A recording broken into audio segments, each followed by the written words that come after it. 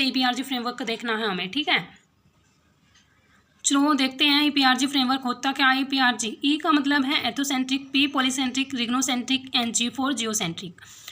चलो देखते हैं। The EPRG framework is a strategic model that organisation use to determine their approach to managing international business operation. तो EPRG framework क्या है, ये एक स्ट्रेटेजिक मॉडल है जो कि ऑर्गेनाइजेशन यूज टू डिटरमाइन, जो अपनी अप्रोच है उनकी, उसको मैनेज करता है बिजनेस ऑपरेशन में, ठीक है।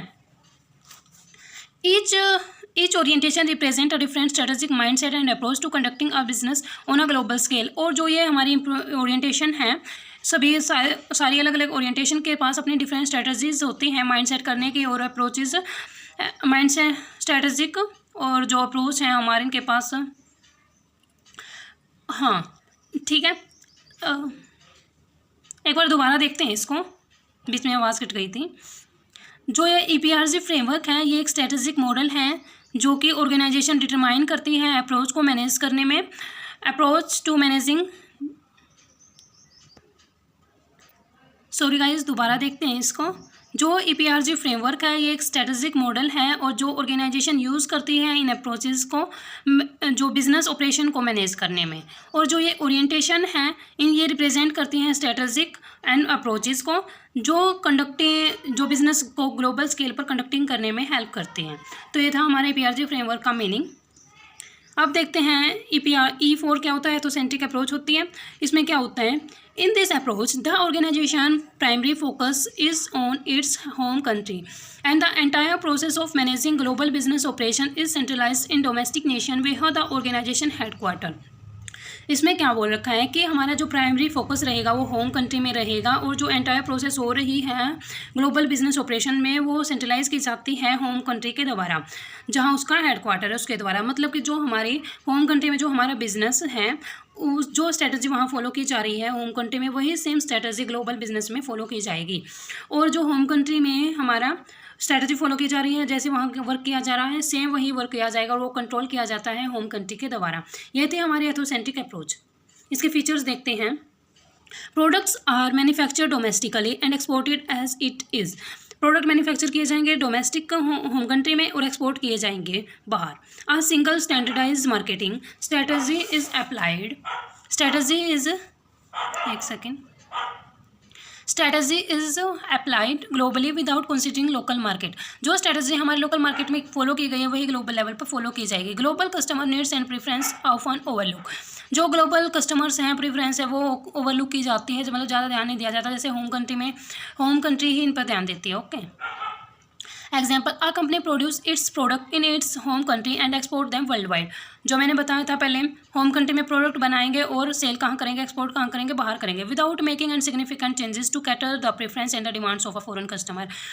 उनकी डिमांड को इतनी प्रेफरेंस नहीं दी जाती, जो कोई चेंज नहीं होगा, जो होम कंट्री में थे वैसे ही हम प्रोडक्ट को सेल कर देंगे। Next one is polycentric approach. Polycentric approach क्या होती है? In this approach the organization decentralize its operation and strategic decision making to local offices in the foreign market. इसमें क्या होता है कि जो इसमें तो एक ही अप्रोच थी, इसमें अलग अलग अप्रोच फॉलो की जाती है कंट्री टू कंट्री। फीचर्स क्या हैं इसके? Products and services are highly localize to meet the demand of the local customers. जो प्रोडक्ट और सर्विसेज लोकलाइज कर दी जाती है, जो उसकी डिमांड है उसको अचीव करने के लिए। The organisation acknowledges and adopts to the local market differences. मतलब कि इसमें जो ऑर्गेनाइजेशन है सभी पर अलग अलग स्ट्रेटजी को फॉलो किया जाता है। An international fast food chain adopts its menu and marketing strategy to cater to unique taste and preference of the customer in each country it operates in. इसमें क्या बोला गया है कि कोई फास्ट फूड चेन है, अडोप्ट की गई है, उसके मेनू लिखे गए हैं और वो किसके अकॉर्डिंग है, जो वहाँ के कस्टमर्स हैं उसके टेस्ट के अकॉर्डिंग है, वैसे ही प्रेफरेंस दी गई है उस फूड को। ओके, तो पॉलीसेंट्रिक में क्या देखा हमने? कंट्री टू कंट्री अलग स्ट्रेटजी फॉलो की जाएगी, एथोसेंट्रिक में नहीं होगी। एथोसेंट्रिक में क्या था, हमारे जो होम कंट्री में हमारी स्ट्रेटजी फॉलो की गई है वही दूसरी जगह दूसरी कंट्री में भी फॉलो की जाएगी same strategy. Next one is regiocentric approach. Regiocentric approach में क्या है? This approach involves grouping the world into the regions. देख, R for region, R for regiocentric. तो इसमें क्या होता है कि रीजन के अकॉर्डिंग डिवाइड कर दिए जाते हैं पीपल। मतलब कि इस रीजन में ये टेस्ट रहेगा, मतलब कि जो कोई भी फेस्टिवल आता है उसके अकॉर्डिंग, ठीक है, उनको रीजन के अकॉर्डिंग डिवाइड कर दिया जाता है।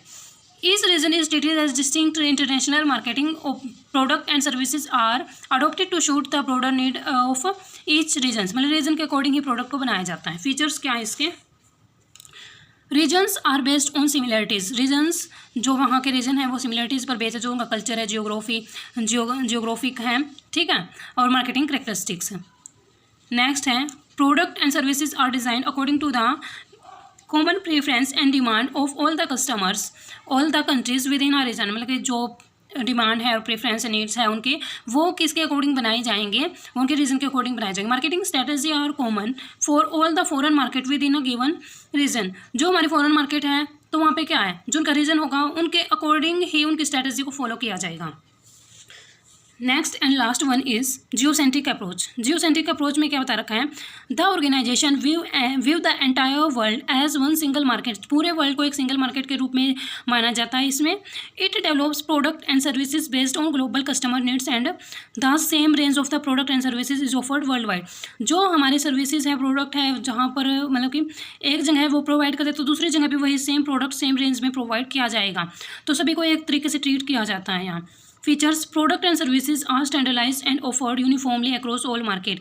सभी को, जैसे कि हम स्कूल में क्या होता है, यूनिफॉर्म सभी की एक होती है और कोई भेदभाव नहीं किया जाता, वैसे ही इसमें सभी को एक तरीके से ही देखा जाता है. This approach aims to balance the benefit of standardize and customization. तो इसमें जो अप्रोच का एम क्या है? बैलेंस करना स्टैंडर्डाइजेशन और कस्टमाइजेशन के बेनिफिट्स को. एग्जांपल क्या है? A global electronics manufacture producing a core set of product while allowing for regional customisation based on local preference. इसमें क्या है कि जो हमने ये प्रोडक्ट बनाया है उनकी प्रेफरेंस को देखकर तो सभी जगह वही प्रोडक्ट चलेगा, ना कि जैसे कि हमने फ्रीज बना दिया तो LG का फ्रीज सभी जगह वही होगा ना, कोई अलग फीचर नहीं होंगे रीजन्स के अकॉर्डिंग, ठीक है. तो ये था हमारा जियोसेंट्रिक अप्रोच. तो ये कंप्लीट होता है हमारा सेकंड चैप्टर के इंपॉर्टेंट क्वेश्चंस भी.